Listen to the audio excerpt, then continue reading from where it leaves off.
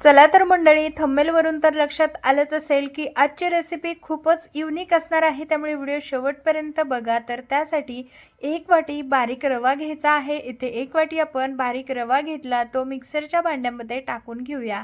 त्याच वाटीने पाऊण वाटी इतकी आपल्याला जाड साखर घ्यायची आहे, ते देखील टाकून घेऊ. त्यानंतर त्यामध्ये पाव चमचा इतकी आपल्याला वेलची पावडर घालून घ्यायची आणि हे सर्व मिक्सरला चांगलं फिरवून घ्यायचं, म्हणजे याचं प्रेमिक्स तयार करून घ्यायचं.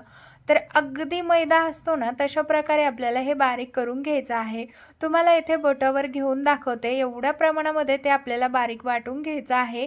वाटून झाल्याच्या नंतर लगेचच आपल्याला इकडे मिक्सिंग बाउल लागेल. मिक्सिंग बाउलमध्ये आता हे तयार करून घेतलेलं प्रीमिक्स आपण टाकून घेऊया.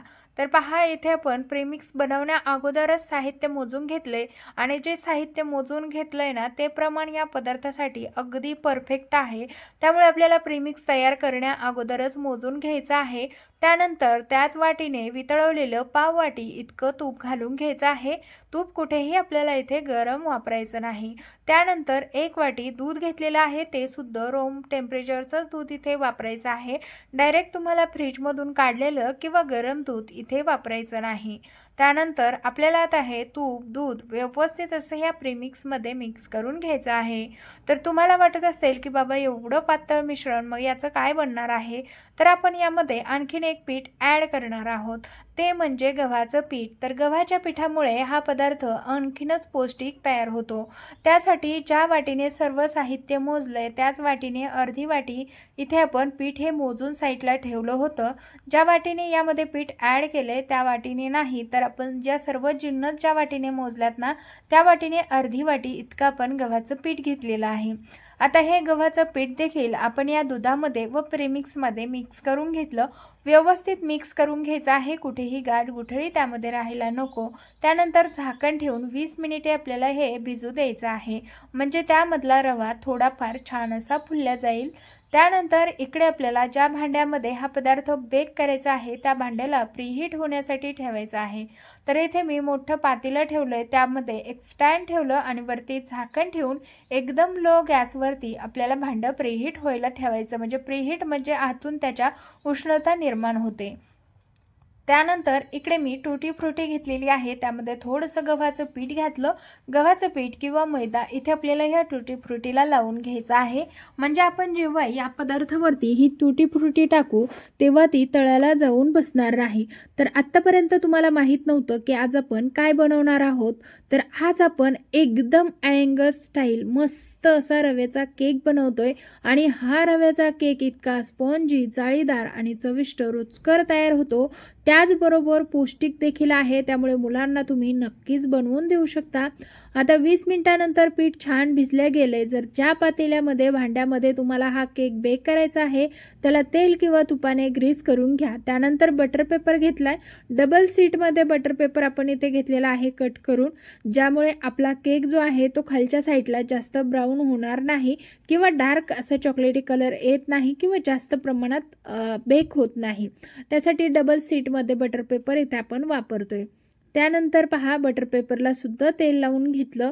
इकडे आपलं हे जे रवा आहे तो छान फुललेला आहे आणि जे दूध होतं त्याने ते चांगलं बऱ्यापैकी ऑब्झर्व केलेलं आहे. आता इथे 1 टीस्पून किंवा आपल्याला त्यामध्ये बेकिंग पावडर घालायची आणि अर्धा टीस्पून बेकिंग सोडा घालायचा आहे. आता बेकिंग सोड्यावरती ना थोडंसं दूध टाकून घेतलं. तसंच मला इथे रवा थोडासा, म्हणजे हे मिश्रण जे आहे ते घट्ट वाटत होतं, त्यामुळे थोडंसं दूध आणखीन वरतून टाकून घेतलं आणि हे व्यवस्थित मिक्स करून घ्यायचं आहे. आता स्पॅच्युलाच्या मदतीने हे छान असं मिक्स करून घेऊया. तर तुम्ही ज्या प्रकारे व्हिडिओमध्ये पाहत आहात ना, अशा प्रकारेच तुम्हाला हे मिक्स करून घ्यायचं आहे. जेव्हा आपण एकाच डायरेक्शनमध्ये हे मिक्स करून घेतो ना, तेव्हा त्यामध्ये हलकासा फ्लफीपणा तयार होतो आणि मग आपला हा केक जो आहे तो आणखीनच मस्त स्पॉन्जी, जाळीदार तयार होण्यास मदत होते. त्यामुळे छान असं फेटून घेतलं. त्यानंतर जे आपण तयार करून ठेवलेलं भांडं आहे त्यामध्ये हे मिश्रण टाकून घ्यायचं. मिश्रण टाकत असताना रेबिन कन्सिस्टन्सी होती, ओळखायचं कसं त्यासाठी तुम्हाला सांगितलं. त्यानंतर 2-4 वेळेला हे पातेलं आपण टॅप करून घेतलं म्हणजे एस्टरचे एअर बबल्स निघून जातील. त्यानंतर ही ट्रुटी फ्रुटी जे आहे ते याने केक मस्त असा सजवून घेतला आणि आता आपल्याला हा केक बेक करून घ्यायचा आहे. त्यासाठी इथे आपण भांडं जे प्रीहीट होण्यासाठी ठेवलं होतं ना, ते छान असं आतून प्रीहीट झालेलं आहे, म्हणजे पूर्णपणे उष्णता त्यामध्ये निर्माण झालेली आहे. आता पटकन यावरती घट्ट झाकण असं ठेवून घ्यायचं आहे. ज्या पद्धतीने भांड्यावरती घट्ट झाकण बसेल असं ठेवायचं आणि त्यावरती जड वस्तू ठेवायची आहे. आता माझ्याकडे जड वस्तू म्हटलं ना तर एकच आहे, ती म्हणजे कढई. तर तीच ठेवलेली आहे, जेणेकरून हा एकसारखा दाब राहील आणि याची उष्णता बाहेर निघणार नाही. तर इथे आपण 30 मिनिटे हा केक बेक करून घेतलेला आहे आणि 30 मिनिटानंतर मी हा केक चेक करत आहे. तुम्ही अगदी तुम्हाला जर अंदाज नसेल तर मध्ये 15 ते 20 मिनिटानंतर एकदा केक चेक करू शकता. इथे मी डायरेक्ट 30 मिनिटानंतरच केक चेक करायला घेतला आणि मस्त असा आपला केक बनून तयार झालेला आहे. पाहू शकता कुठेही तुम्हाला चाकूला लागलेलं दिसणार नाही, म्हणजे आपला परफेक्ट असा केक बेक झाला आहे. तर सुरुवातीला हाय हीटवरती 5 मिनिटं केक बेक करून घेतला आणि आपल्याला तिथून पुढे लो टू मीडियम गॅसवरती 10 मिनिटे केक बेक करायचा.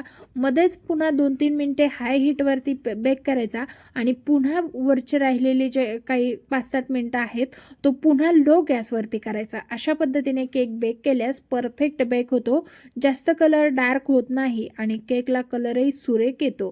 त्यानंतर पहा आपण केकचं भांडं काढून घेतलं, त्यावरती ना असं कॉटनचं फडकं ओलं करून ठेवायचं, म्हणजे वरच्या साईडने पहा बऱ्याच वेळेला केक जो आहे ना तो कडक होतो, तो होऊ नये ना म्हणूनच आपण त्यावरती मस्त असं ओलं फडकं टाकून ठेवलं होतं. 5-10 मिनिटानंतर लगेचच आपण याच्या कड्या मोकळ्या करून घेऊया आणि हा केक जो आहे तो डिमोल्ड करून घ्यायचा आहे. बऱ्याच वेळेला असं होतं, रेसिपी शूट करायची असते आणि मग आपल्याला त्यावेळेला घाई असते. पण तुमच्याकडे जर वेळ असेल ना तर तुम्ही चांगला अर्धा तास केकला आपण म्हणजे पूर्णपणे त्यामधली वाफ जाऊ देऊ शकता आणि मग त्याला डिमोल्ड केलं तरी सुद्धा चालणार आहे. बटर पेपर लावल्यामुळे केक कुठेही चिकटलेला नाही आणि चिटकतही नाही. त्यानंतर आता याचा संपूर्ण बटर पेपर जो आहे ना तो काढून घेऊया. तर अशा पद्धतीने हा संपूर्ण बटर पेपर जो आहे ना तो मी काढून घेत आहे आणि बटर पेपरच्या खालचा जो काही केक पाहू शकता, कडेने तुम्हाला जास्त ब्राऊन झालेलं दिसेल, पण चक्क खालच्या साईडने आपला केक जो आहे ना तो मस्त स्पॉन्जी, जाळीदार आणि व्यवस्थित असा बेक झालाय. बऱ्याच वेळेला खालच्या साईडने डार्क असा केक होतो, पण ज्या पद्धतीने मी तुम्हाला सांगितलंय ना, डबल बटर पेपर वापरल्यानंतर आपला केक खाली सुद्धा जास्त डार्क होत नाही. तर ते अगदी खरं आहे. मस्त असा स्पॉन्जी जाळीदार केक बनून तयार झालाय. त्याचबरोबर हा केक मुलांसाठी खूप हेल्दी आणि खूप सारा पौष्टिक आहे. त्यामुळे मुलांना ना अशा स्वीट आणि गोड रेसिपी खायला आवडतात. तर तुम्ही घरच्या घरी मस्त असा केक बनवून मुलांना देऊ शकता. मुले खूप आवडीने खातील आणि आवडीने खाण्याजोगाच हा केक होतो. तर नक्की बनवा आणि तुमच्या मुलांना हा केक आवडला की नाही ते मला कमेंट करून कळवायला मात्र विसरू नका बरं का. तर चला, मस्त असा केक कटिंग करून घेतला आणि तुम्हाला आतमधून किती भारी आणि जाळीदार आपला केक झालाय ना तो दिसतच असेल. तर मंडळी, तुम्ही आपली ही आजची रेसिपी कुठल्या शहरातून किंवा गावातून बघितली ना ते सुद्धा मला कमेंट करून नक्कीच कळवा. आतमधून मस्त रसरशीत आणि भरगच्च असा केक आपला बनवून तयार झाला. रेसिपी नक्कीच आवडली असेल तर जास्तीत जास्त शेअर करा. चॅनलवरती पहिल्यांदा आला असेल तर आरके फूड रेसिपी चॅनलला सबस्क्राईब करा, बाजूच्या बेल आयकॉनला ऑन करा. भेटूया पुढील एका अशाच नवीन आणि इंटरेस्टिंग रेसिपीसह. तोपर्यंत बनवा, खा आणि तुम्हाला ही आजची आपली युनिक रेसिपी कशी वाटली कमेंट करून नक्कीच कळवा. चला भेटूया नवीन एका रेसिपीसह. तोपर्यंत धन्यवाद. बनवा, खा.